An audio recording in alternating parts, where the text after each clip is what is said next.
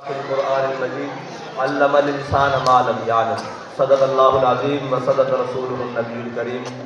إن الله وملائكته يصلون على النبي يا أيها الذين آمنوا صلوا عليه وسلموا تسليما الصلاة والسلام عليك يا سيدي يا رسول الله وعلى آلك وأصحابك يا سيدي يا حبيب الله الصلاة والسلام عليك يا سيدي يا رسول الله وعلى آلك واصحابك يا سيدي يا خاتم النبيين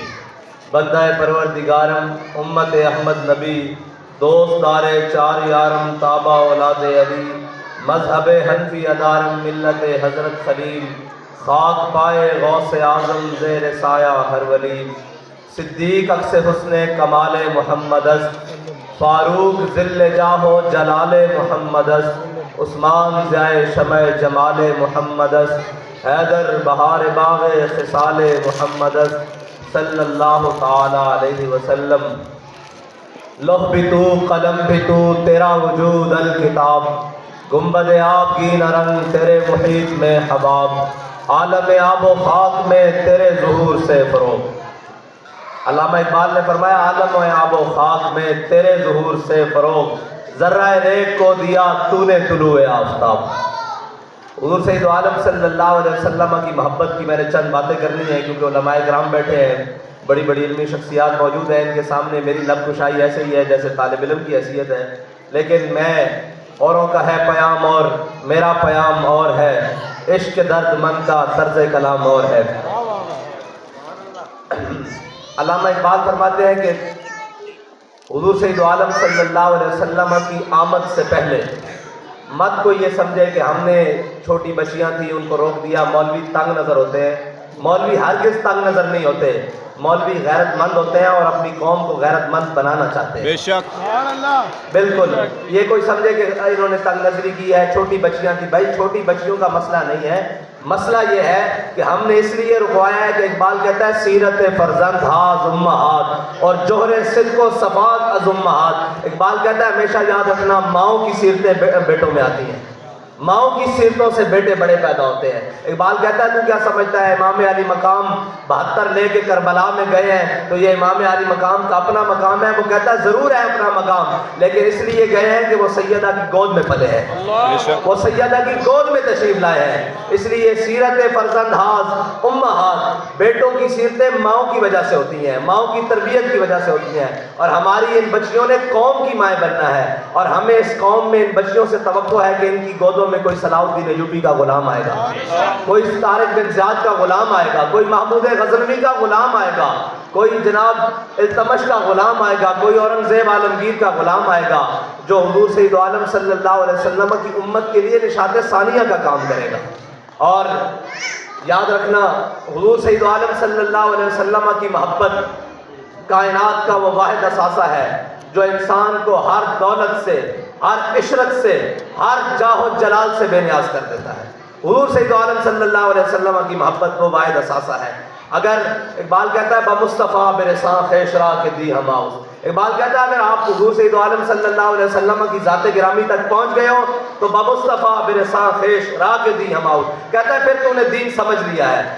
گر بہو نہ رسیدی تمام لابس کہتا ہے اگر تو نے حضور سید عالم صلی اللہ علیہ وسلم کی محبت کو اپنے دل میں نہیں بسایا تو تیرے اور ابو لہب میں کوئی فرق نہیں ہے تو کون سے دین کی بات کرتا ہے مختصر بات یہ کہ حضور سید عالم صلی اللہ علیہ وسلم کی ذات کو چھوڑ کر نمازیں پڑھنا اور ذات کو چھوڑ کر روزے رکھنا اور ذات کو چھوڑ کر حج کرنا اور ذات کو چھوڑ کر نیکیاں کرنا صرف دو باتیں حضور سید عالم صلی اللہ علیہ وسلم کے اوپر جب احد والے دن اس دین متین کے لیے جس دین کے لیے میرے آقا و مولا صلی اللہ علیہ وسلم کو دندان مبارک کو بھی نقصان ہوا حضور سید عالم صلی اللہ علیہ وسلم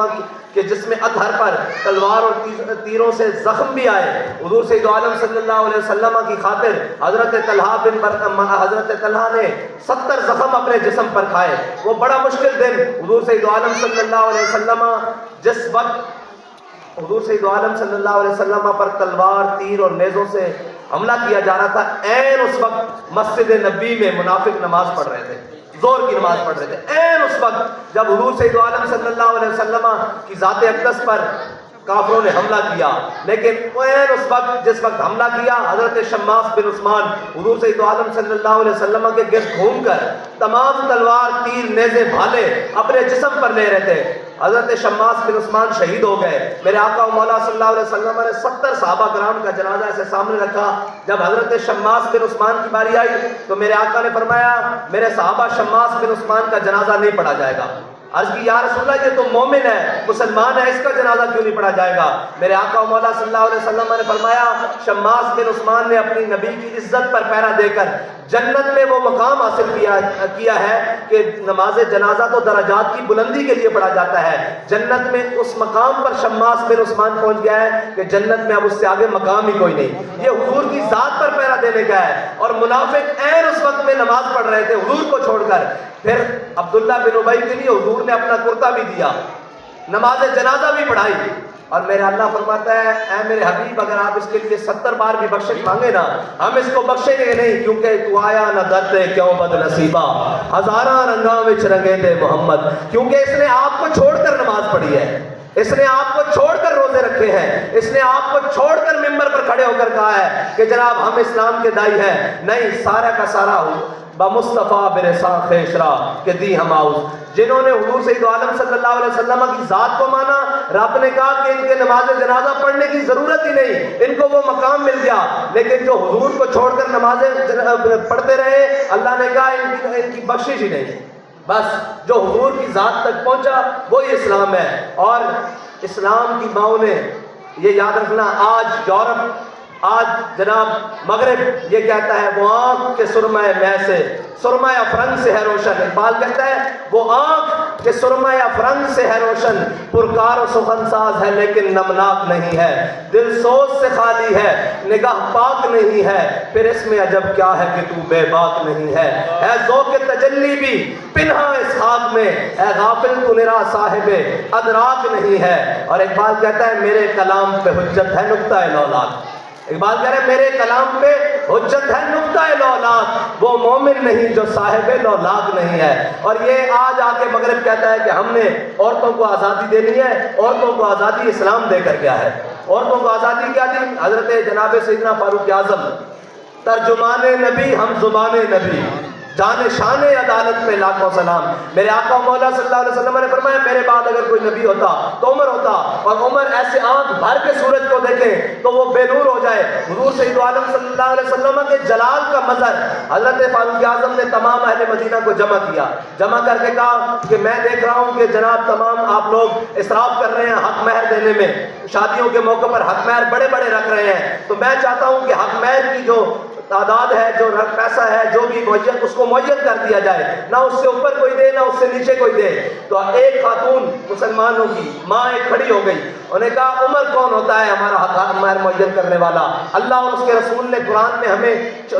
सोने और चांदी के ढेर दिए हैं, उमर कौन होता है हमारा हक महर मुअय्यन करने वाला? तो हज़रत फारूक आज़म जो इतनी बड़ी शानों के मालिक हैं, ये नहीं कहा कि खातून तू हमारे सामने कैसे बोलती है, कहा आफ्ता उमर इसाबत इमरातुन। उमर ने दूसरी बात की, औरत ने ठीक बात की। ये कहते हुए हज़रत फारूक आज़म बैठ गए। इस्लाम तो औरत को इतनी पावर देता है, इस्लाम तो औरत की इतनी ख्याल करता है कि हज़रत उम्मे खल्लाद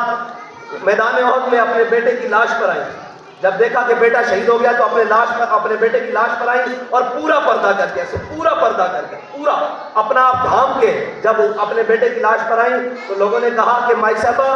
बेटा फौत हो गया है, फिर इतना पर्दा करके आई है। तो उन्होंने जो लफ्ज़ कहे ना वो मुसलमानों की माओं के लिए क़यामत तक मीनार नूर है। कहा मेरे हबीब के गुलामों, मैंने बेटा खोया है, शर्म व हया नहीं खोया,